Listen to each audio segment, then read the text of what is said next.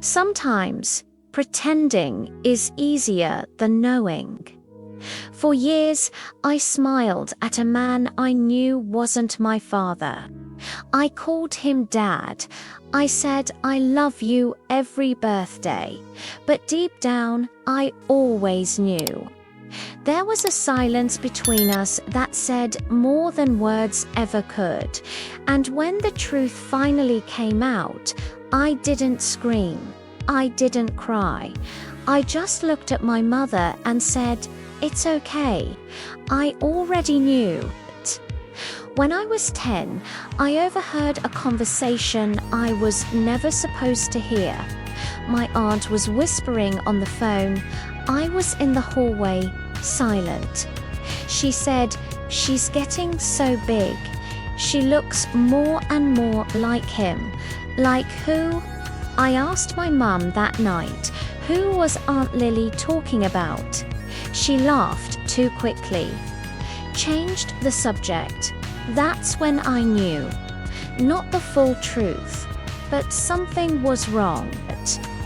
After that, I started collecting pieces.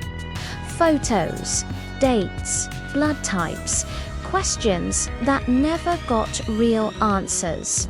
So I made a choice. I would play along. Not for me, but for him. The man who raised me, who tucked me in, who taught me how to drive. Even if he wasn't my father, he was my dad.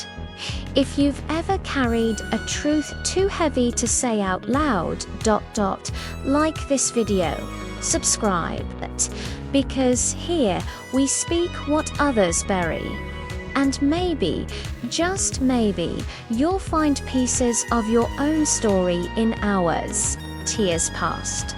I went to college, moved out, but the secret stayed. Like a box in the back of my mind I refused to open, until my mother got sick. And one night, between her breaths, she said, "There's something you need to know." I took her hand, looked her in the eyes, and said, "You don't have to. I already know," she cried. Not because I knew, but because I never said anything.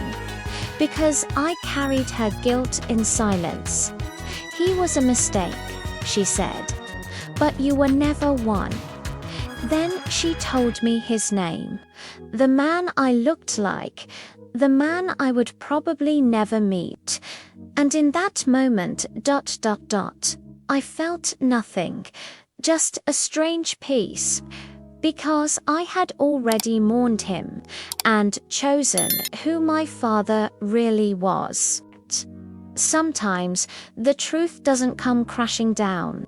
It just settles. Like dust in a quiet room. And you realize that love isn't about blood.